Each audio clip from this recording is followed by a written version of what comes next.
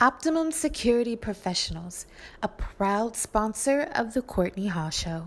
Hi, my name is Courtney Hall, and you're watching The Courtney Hall Show. On this episode, you're going to be seeing Madicin, producer, singer, vocal producer, artist. He's everything. So, stay tuned.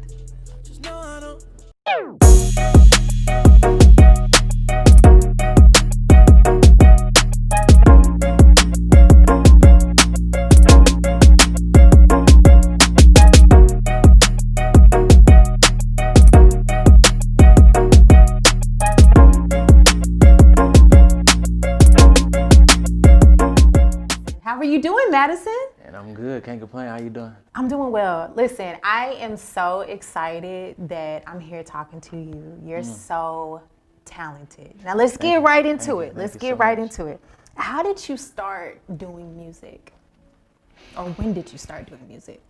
Both are good questions. Yeah. I started, my dad had 4 children. I was the third, and I was the only child he sung to in the womb. Okay. So I came out singing. Wow. I naturally clinged on to melodies and harmonies and different musical instruments, and it never left. Now, where are you from? Are you from Houston? No, I'm originally from Milwaukee, Wisconsin, born and raised. Wow. Midwest, Okay. so yeah. Okay, what about you here? Music, ironically. Okay. Music. 2011, I was in Miami doing some work alongside the Young Money YMCMB camp at the time. That's when they were kind of like establishing themselves in Miami, and one of my brothers contacted me, wanted me to demo a record for a gospel artist by the name of Cortez. And I demoed the record as usual. They sent the record back within like 2 weeks with his vocal on it. Wow. And it blew my mind because 4 months before me demoing that record, I just heard about it. Wow. So hearing about him in 4 months in Milwaukee, Yeah. coming down to Miami, demoing a record, and they sent it back with his vocal on it, I was like, wow. Wow. And they wanted me to work with them hands-on throughout the whole album. So I flew down here in 2011, and that one song led to me pretty much vocal producing multiple songs, at least 8 songs. Wow, wow, that's amazing. Yeah. So you started off as a singer, and then you got into vocal producing. Now, how did that affect your artistry as a musician? It affected my artistry in a lot of different ways. Demoing records for artists, you have to put yourself in their shoes. So I started off demoing records for everybody who was looking for records, from Rascal Flatts to John Legend to Trey Songz to Jamie Foxx. So literally the day of me demoing records, I had to paint the picture as if I was those artists. So doing that for so many years and then making the decision to be an artist myself was a little challenge because I was so used to being other artists for years. Wow. So then when it's time to create my own sound, I had to step back, become vulnerable again musically, and just embrace the journey. Now, how hard was that to be vulnerable? It was very hard because I had the formula of demoing records. I didn't have the formula of making my own song, which sounds crazy because I have the musical inclination to make it happen. But again, when you're so used to working, for someone, and then it's time to work for yourself, you got to kind of change your mindset a little bit. Yeah. So being a producer in vocal arranging, it's 2 different things, right? Or is it kind of like the same thing? I think they coincide a little bit. Okay. Vocal producing and vocal arranging is making sure, talking about the studio, making sure that the vocalists paint the picture and expose the vision that is set before you. So the artist may come in with a vision of how they want it to sound, and they depend on the vocal producer to paint that picture and bring that vision to life. So that comes in melody, vocal character, harmonies, vocal placement, all that good stuff. Yeah. When did you know, I can actually sing? Like, even before we started filming, you were just running up and down doing the waterfalls. I was like, oh my goodness, you were just doing it naturally. How did you know, okay, I actually got this? I believe it was before I was 10 years old. So again, when I was young, I always clinged on to music. I love music. I always sing along to any song that's on the radio. I was harmonizing and I didn't know what the term was. And I think that's when I realized I had something special. Yeah. You know, and again, year after year, that love of music never left. And thank God that I stayed consistent and I ran into the right people. Yeah. And my first exposure was 2014, my first record. Ever recording in the studio was a very big wake-up call and slightly embarrassing. Why? Why was it embarrassing? Because it was my first time in the studio. There is a such thing as studio etiquette. Okay. Live singers can contest to this. There's a difference between singing in the studio and singing live. I was used to singing live. You have to be much more technical, much more detailed, much more expressive in the studio. And you're more isolated versus being in a big building, singing on a microphone. It's a band going on, you know there's a crowd. You can kind of mask some of your flaws. Yeah. So what's some of the etiquettes like being in the studio? Just understanding how to record. I thought it was back how it used to be when James Brown used to record. You should record everything at the same time. Right. If you mess up on one instrument, you start over. Yeah. I didn't know you can punch in. Oh. So a line per line, I had no idea. Okay. So And for the people that don't know, punching in is basically you can stop, say a line, come back in, right? yeah, Okay. smarter, not harder. Right. You know, right. So once. But isn't that hard for performances? Like if you're doing that and you're hitting a note that you normally couldn't hit if you sung it all the way through, I would think that going onto a stage, it would be harder for me. Like, wait a minute. Yes, it could be. Now, Okay. this is the responsibility of the vocal producer. The vocal producer may have a lot of melodic ideas, Okay. but it's up to the vocal producer to make sure the artist sings the right notes that's comfortable. Whenever I vocal produce, I always put myself in the shoes of, can they sing this live? If they can't sing it live, I don't care how incredible I may personally feel about the melody. Okay. So it takes a team to understand that some production teams go for blood, you know. They do the most intricate melodies, the most intricate chords, and sometimes may forget that the artist may not be capable of presenting that live. Yeah. Now, what do you like most? Do you like being an artist? Do you like being a producer, vocal producing? Which one do you like most? If you could just do one. If I can just do one, I would definitely say produce. Wow. Okay. I am a huge, extremely biased fan of the creative process. I love the beginning process. I love finding sounds. I love finding melodies. I love mixing, editing, the whole process. I can never get irritated with that process. Wow. How do you find the music? Does it jump out at you, or do you search for it? Like, how does that process work for you? For me, And what do you need to find it? Do you need like a little sandwich, a little snack, a little juice? Yeah, little alkaline water. Right. And that stuff. Yeah, I got you. Yeah.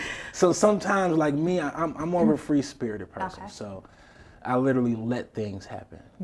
When it's time to create, my motive is just to create. Yeah. You know, and my best products and also the people who listen can agree. You know, my favorite records are the ones that naturally just come, whether I listen to a beat or I make the beat. It just comes. If it's a force, I don't do it. If it don't give me chills, I don't do it, you know. Yeah.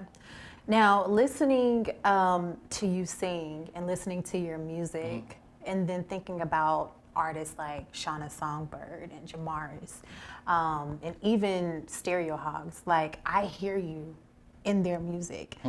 You have a certain sound. Like, how long did it take for you to find your sound? It took some years. Okay. It took some years. I was blessed to be mentored by a very good vocal producer, mixing engineer, songwriter by the name of Chad Roper. Shout out to my big homie Chad from Milwaukee, Wisconsin. Nice. But he brought me in. I literally presented a record to him because he is still one of the top producers in my city. Wow. So I presented a record to him and I literally bombed. I went down in flames. Oh no. I literally, we rehearsed the whole song from beginning to end. We got into the studio and I was gonna sing the first 2 lines and I literally forgot the whole song. And he turned around and looked at the computer I hit a run, and he turned back around. It was like, who was that? And I was kind of nervous. I'm like, man, I forgot the song. I did this run. I didn't know if he was asking that question for a negative thing or a positive thing, and I was kind of raised my hand. And he literally said, "You're finna demo a record today." And then he turned around to the computer and turned back around like, "You ain't got nothing to do today, do you?" And since that day, I literally come in, demo 3 records a day, and he was showing me how to format a song, how to do vocal placements, how to mix, how to pan, how to stack. And I'll leave the studio, go back to my home, sit up, and try to do the exact same thing with whatever record I have. Wow. And yes, it's a blessing. Yeah. So what's some of the new music that you're working on now? Hey. Yes. Yes. So I have an album coming out. Nice. What's the name of it? Lennox, the album. Okay. It's titled after my unborn son. He passed early May. I'm sorry. And it's okay. Thank you so much. And it was an EP. Then when I heard of the passing, then I extended it to a full album. What made you want to extend it to a full album? You know, I never experienced losing a child that couldn't see me. You know, so I had a lot to say. Yeah. You know, not pertaining to that situation, but me being a musical creative.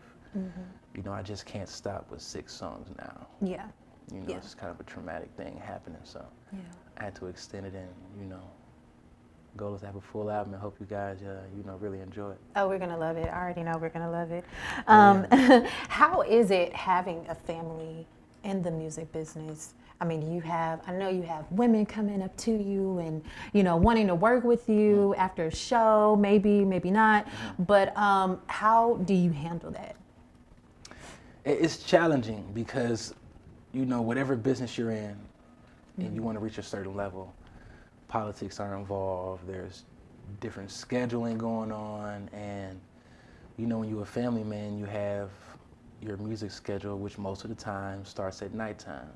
You know, most musical creatives clock in around 7, middle afternoon, and they clock out early morning. So being a family man, most women want to lay with their man at night. I'm just gonna be honest. Yeah. So with That is very true. You know, and there's nothing wrong with that. You know, it's just balancing everything out. You know, being transparent, and letting the fam know that you have some obligations, and also make some time for the fam. You know, it's not easy, but you know, when you want to be great, you got to do what you got to do. So now in this day and age, this time, we're going through, you know, the Black Lives Matter and all of that good stuff. How has that affected you and your music? It made me be more selfless. I'm going to be honest. When, you know, R.I.P. George Floyd and all the other lives that were lost to a police brutality, when that situation came about, I even felt selfish promoting music. Why? If it wasn't, you know, because people are real, you know, and for me to say, yo, check out my new single, and I'm talking about sex or whatever the case may be, and obviously there's an unlawful crime that just happened that touches personally our culture, I felt selfish, and I had to kind of pull back and, you know, pay attention, look at some videos and read and do my research and really understand how big this really is, you know, and that put things into perspective when it comes to my musical journey, and I'm glad I took that time. Well, that's good. That's good. I took that time, So you have worked with some groups and individuals that are amazing, like Kenny Lattimore, for Washington, Jacob Latimore. Talk about those individuals, working with them. Like, do you get starstruck, or are you kind of like, man, you're in my house, like I'm the pro at this? Like, how was that for you? Yes. I with Kenny initially I was. Okay. Yeah. You know, he's a legend. He is. That has hits.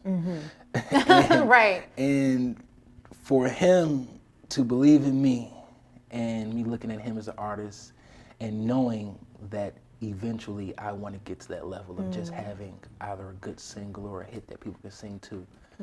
You know, generations. You know. How did that come about? Well, we were working on some demos as usual, and Oh, so you already knew him prior to working? Yeah. Oh, Yeah. okay. Yeah. So we were just demo records as usual, and he reached out and he needed some records. Okay. So he flew in here to Houston, to our to our 1-bedroom apartment. Okay. And I was shocked because most artists that I deal with are my age. Okay. So we're more used to adapting to environments. Gotcha.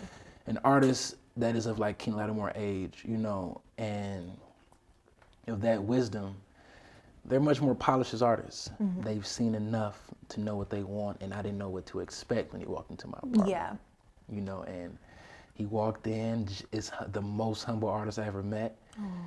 He's seen the studio. I had a little table, 2 little speakers, like, you know, and he came in. We recorded some records that wasn't even for the project. Wow. And then he asked, like, you got any more records? Oh, and wow. we like, yeah, we got some records, man. We played some. And the album Anatomy of a Love Song, we made 2 records. We made 2 records on there, and which was crazy because we were the last producers on the project. Wow. So the deadline was up, the budget was up, and we gave him these 2 records, and our record was a debut single off the album.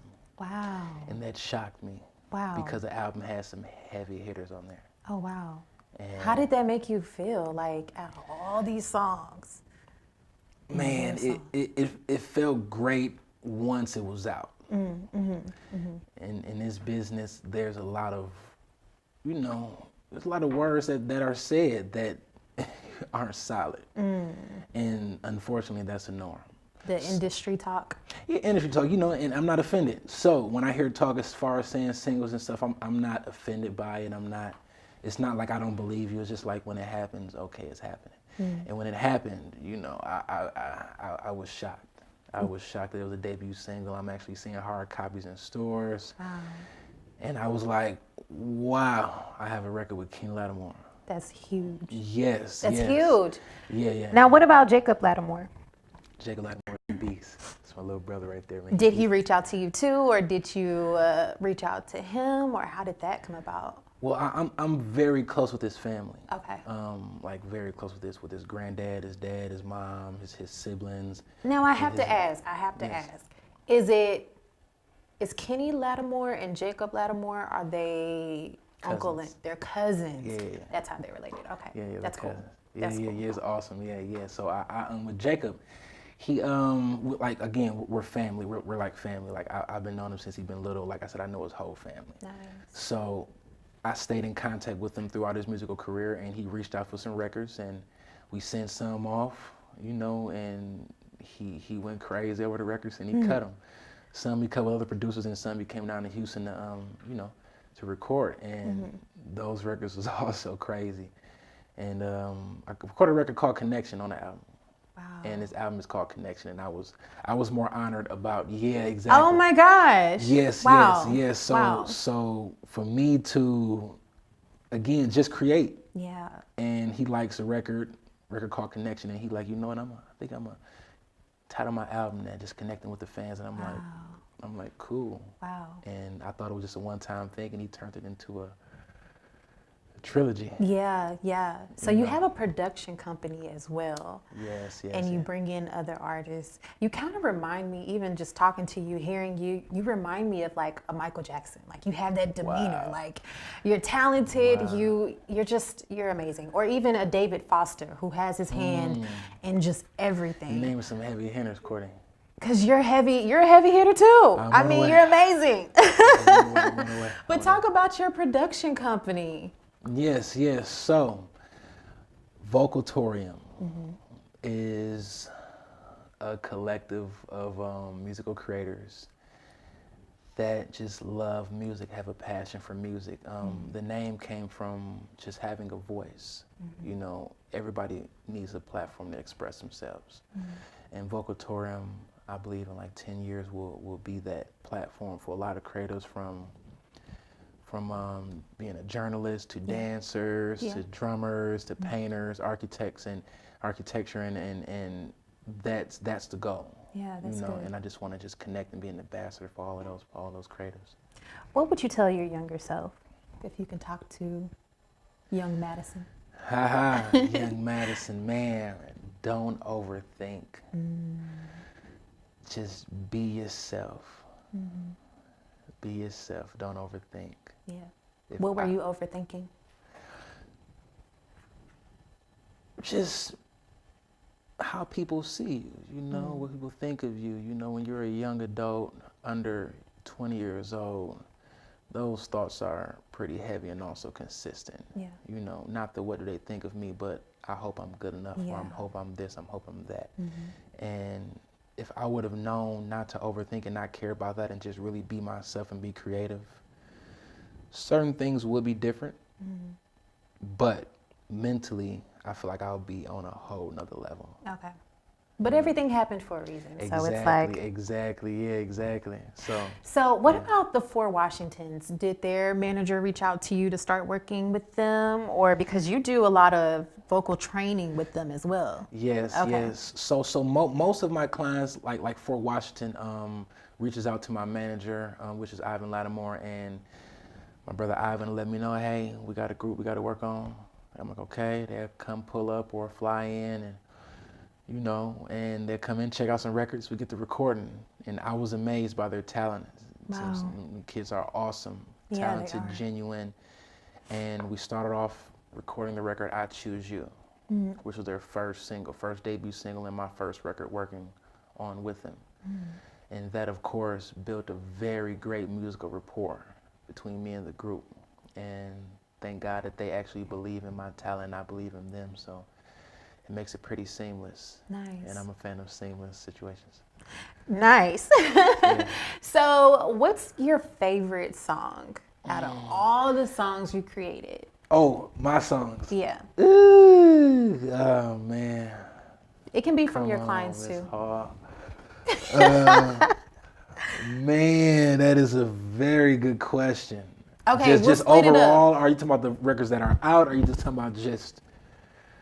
Let's split it up into two. So one from your clients and then one from your catalog, just you. Okay, so we can start with the one from my catalog. Okay. There's a song called Remain Silent that is on the Remain Silent project. Okay. The song literally started off with the sound you hear, and it literally starts and begins with the vocal.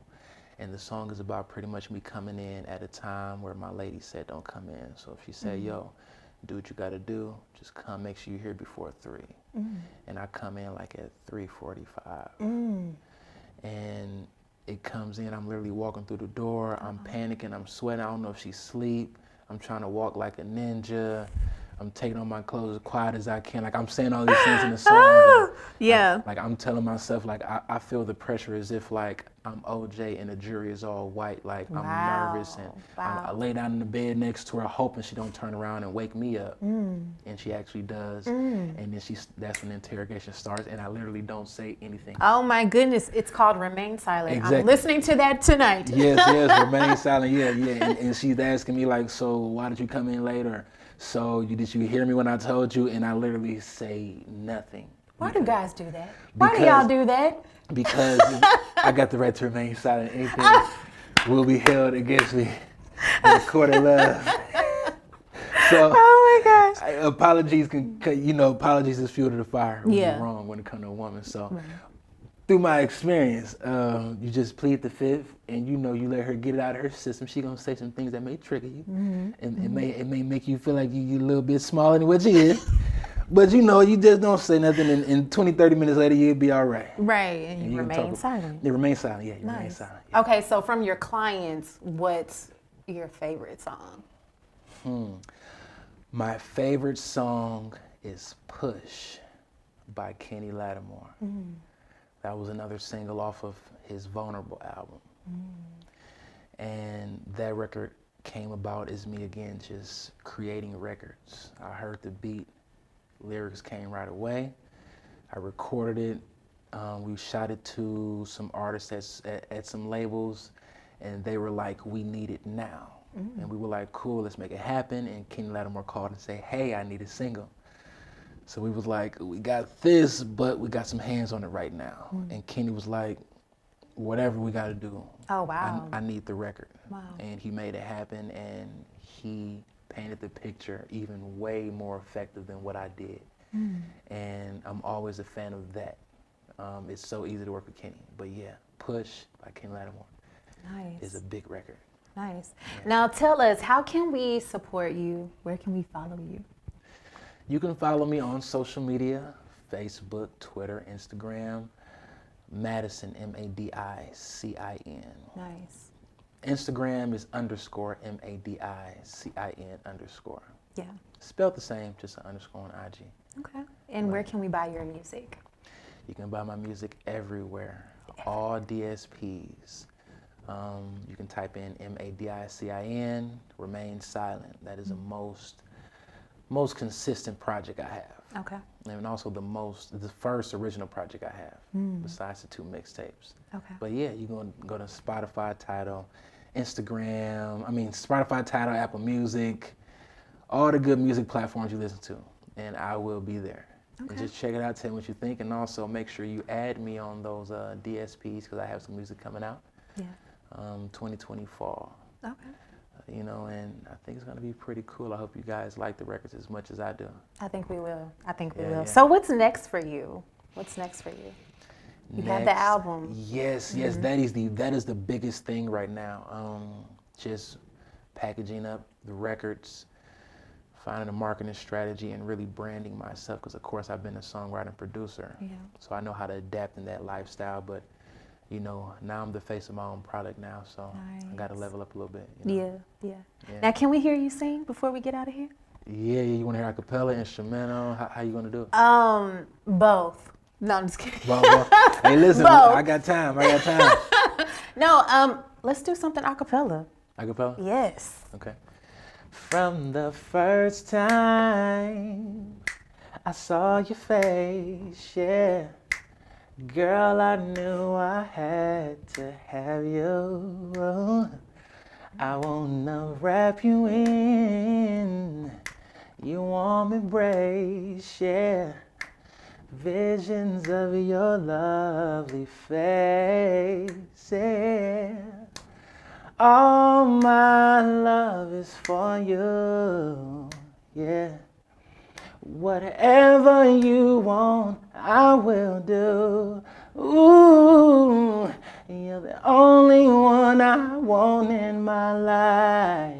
Okay. Yeah. For you, I make that sacrifice. Oh, let's chill. Hey, let's settle down. That's what I want to do.